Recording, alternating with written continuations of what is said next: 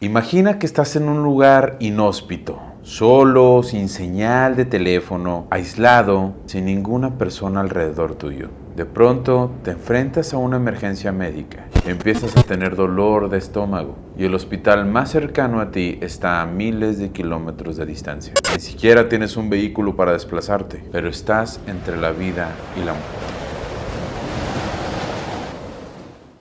¿Qué harías tú en esta situación? En este video exploraremos las historias increíbles de personas que se vieron obligadas a realizarse cirugías a ellos mismos para lograr sobrevivir. Amigos, yo soy Manu, bienvenidos a Perturbados. Estoy seguro que les encantará este capítulo. Comenzamos.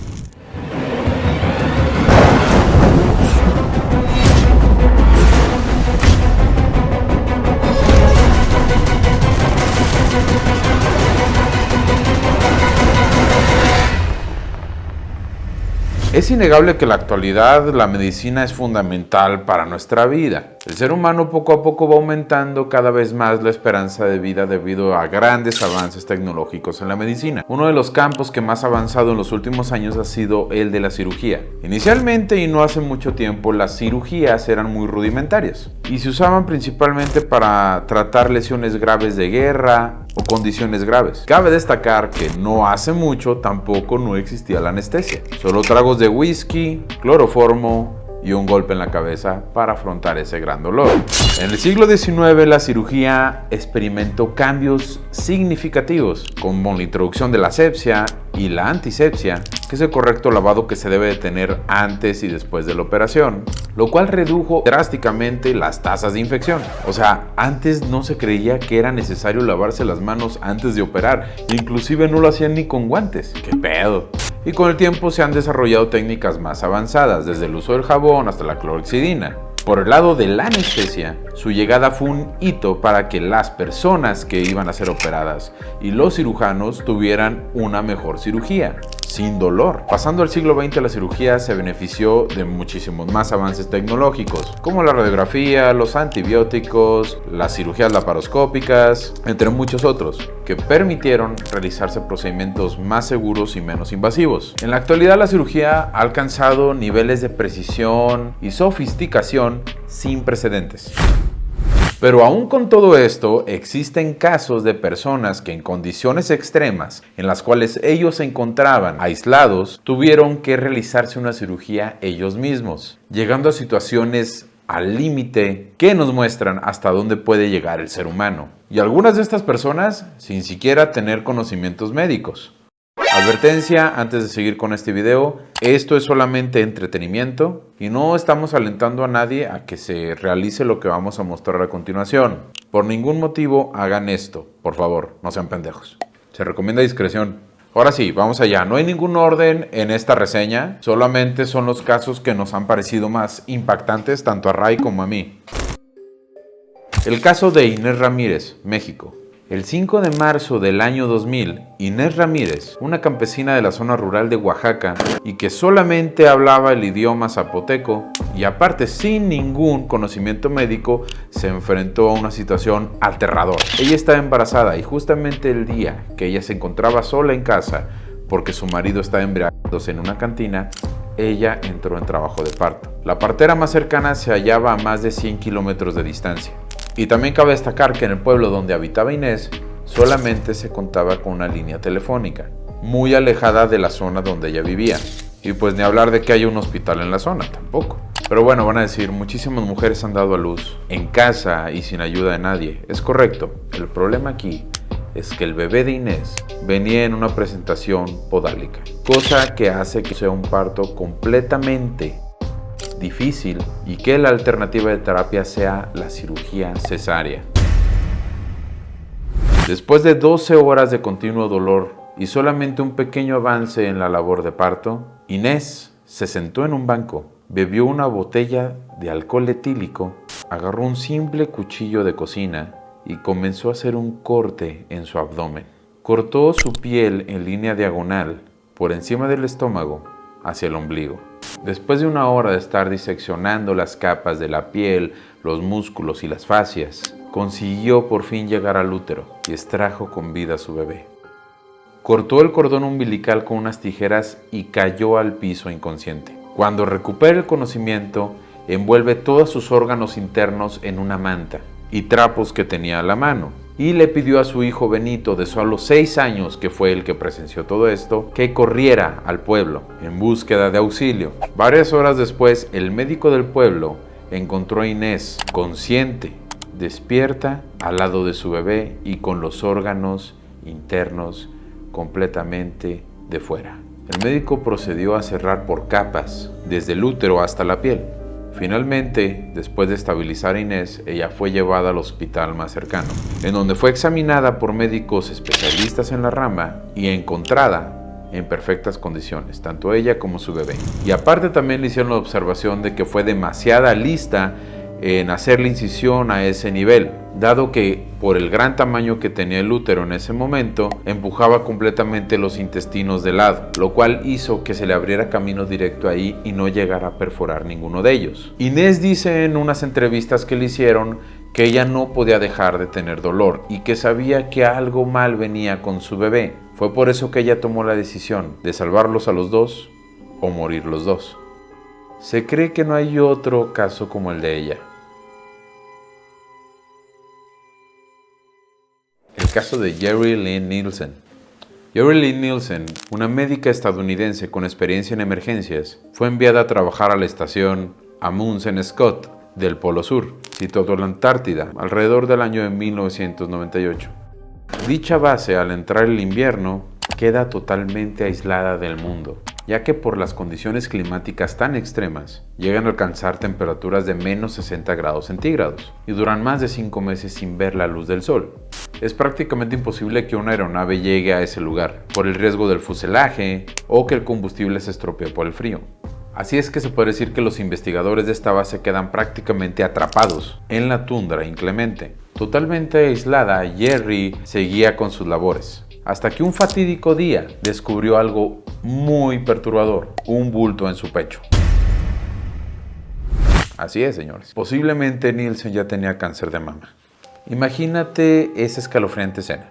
Todo totalmente oscuro, con un frío inconcebible y con una atmósfera completamente desesperanzadora. Aún así, con incertidumbre y muchísimo miedo, Nielsen empezó a tener teleconferencias con oncólogos especializados en Estados Unidos, quienes le dijeron que la única manera de poder saber si ese bulto era maligno era practicando una biopsia y enviarla por alguno de los aviones en cuanto pudieran sobrevolar la zona. Con instrumentos muy precarios, escasez de insumos médicos y además la oscuridad y el frío, la doctora Nielsen empezó a hacer la biopsia. Siguiendo las instrucciones que le habían pasado por correo electrónico a algunos oncólogos, ella realizó con éxito la toma de la biopsia. Pareciese que todo estaba quedando perfectamente bien.